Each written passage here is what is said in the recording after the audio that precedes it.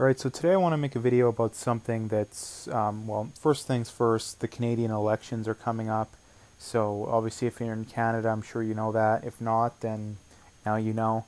But I wanted to make a video about politicians and specifically left-wing politicians, I would say, are the worst for this, um, given that Trump's somewhat of an exception to this rule. But what they'll do is they'll do things like this to where they'll say, yeah, we've added a million new jobs when, first of all, they don't tell you that the population has gone, or the adult population has gone up by, I believe, roughly that amount. So you haven't gained any net amount. And the other thing that they don't tell you is that the first comment here, and these are Stats Can numbers too, which are official government numbers too. So anyone questioning that these are not valid is, yeah, you're wrong on that one. But basically, it goes to show that the actual number is 711,000, so they're lying about it by almost 30%.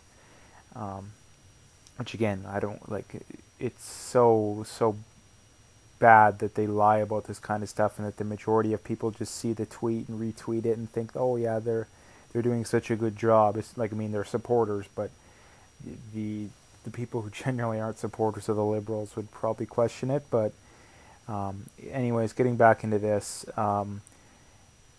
the actual amount, the biggest thing concerning about this is that 402,000 of those 711,000 were people over 55 years old, which he goes to point out, which means that the economy is doing so poor that 402,000 seniors had to return to work so they could, be able to retire. And obviously, at the rate that the economy was going when these people retired, obviously that they believed that they had enough money to make ends meet, so then they wouldn't have to go back to work. But given that Trudeau's got into power, taxes have been raised on pretty much everything. The price of living has gone up on everything. I know that for sure.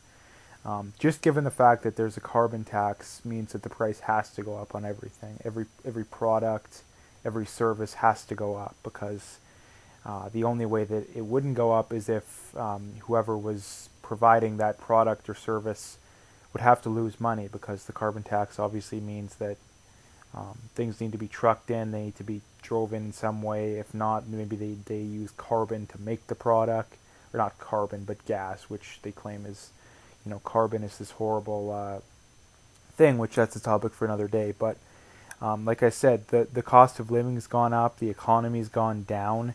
The other thing too, that I'm sure a lot of these seniors have kids and possibly even grandkids that they rely on to help out with things, and I'm guessing that a lot of these their kids and or grandkids have been struggling lately, and they don't have that safety net anymore. So I just wanted to point this out, that this is something that governments always do, and even the Trump government is doing it to an extent. I don't think they're nearly as bad as a lot of other ones, given that although the true unemployment rate isn't really down that much in the U.S., it is down a little bit, but the unemployment rate that the government puts out is extremely low in the U.S. But when you take into account people, the first things first, it's impossible to know what the true unemployment rate is, because you can't accurately judge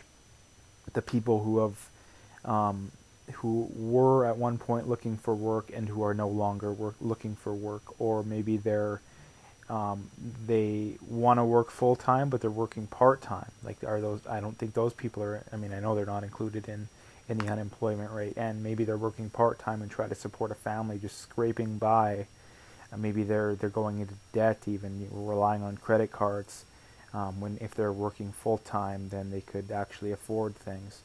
So this is something too that people really need to get across, is that more government to all these solutions really doesn't work. And I think you have, like I mentioned in all these videos, you have the people on the right who are going to vote right no matter what. You have the people on the left who are going to vote left no matter what.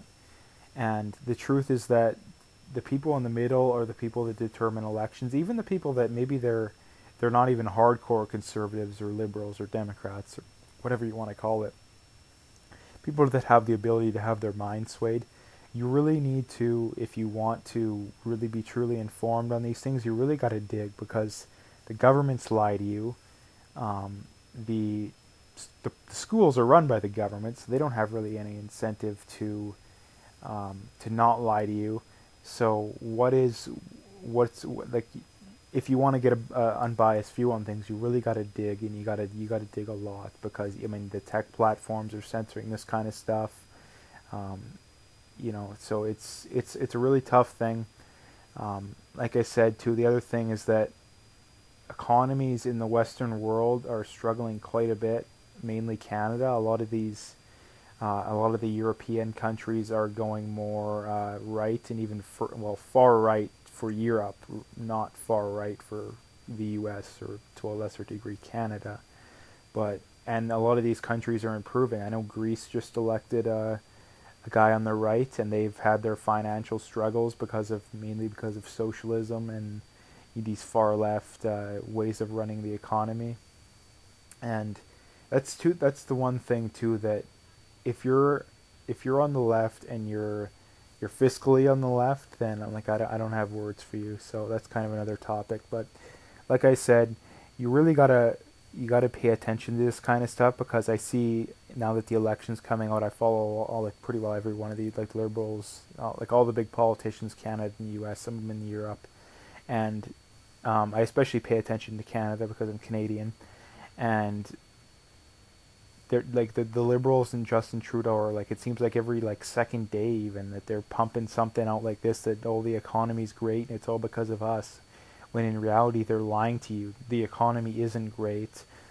Crime is going up in a lot of the big city and even the rural areas. Like, crime is a real problem in Canada now, and all this stuff wasn't an issue before the Liberals were elected.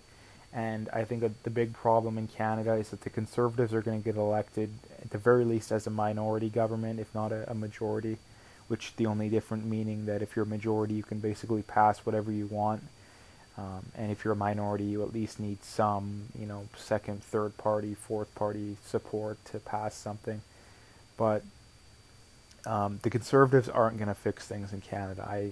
I'm not very confident at all that they're going to fix things, which probably means that the Liberals get back in, maybe the NDP get back or in 2023 or whenever the next election is going to be, and then things are going to boil over again. And I think we're just going to keep going further down the rabbit hole, because people don't seem to want to do their due diligence with this kind of stuff. And thanks to this guy, I seen it actually in one of the videos I watch on, or one of the guys I watch on YouTube.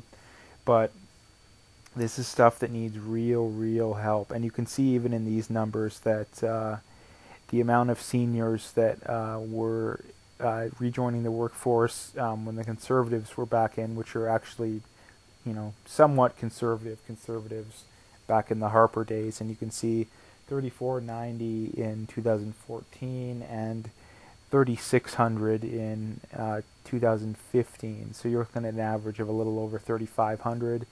And you look at the Liberals, 2017, almost 3,900, and in 2018, 4,000. And you look at the Liberals even in 2016, 3,748. So these numbers have been consistently going up under the Liberals, and you see the numbers of people, let's say, 15 to 24 and 25 and older, they're pretty stagnant. Like, you look at 15 to 24 went from 2485 to 2450.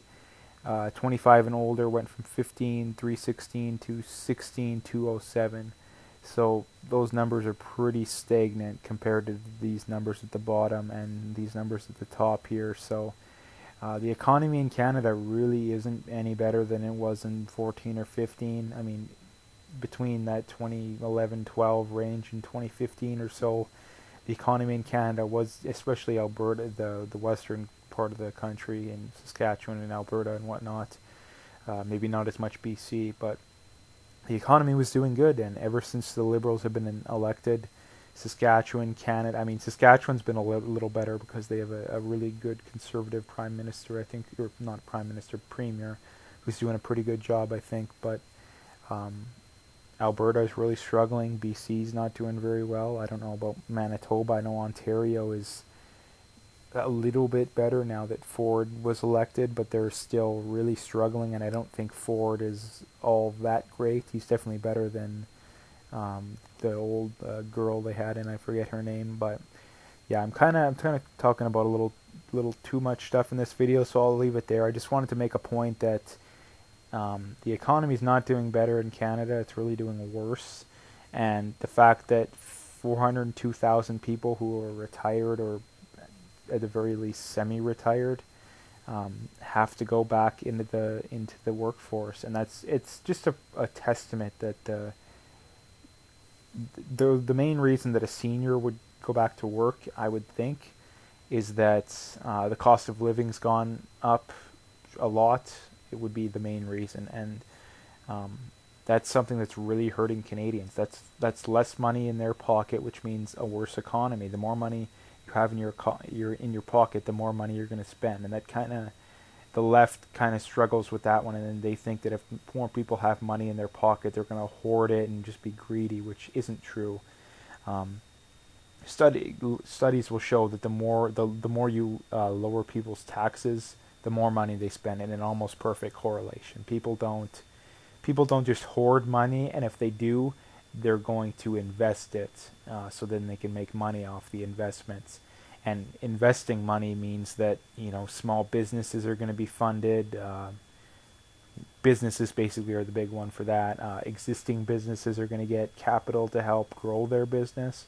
So the idea that giving people more money just means that they're going to hoard it is just this leftist fantasy that they need to have to cover up the fact that they want to increase people's taxes. They need a legitimate reason to raise those taxes, which isn't they're just greedy and want more of that money for themselves, which is the actual reason they usually want it. So they need a reason to cover it up, being that if we keep these people's taxes low, then they're just going to be greedy and keep it all for themselves, which isn't true. But that's about it as far as this video goes. If you liked it, make sure to hit that like and subscribe, and stay tuned for more.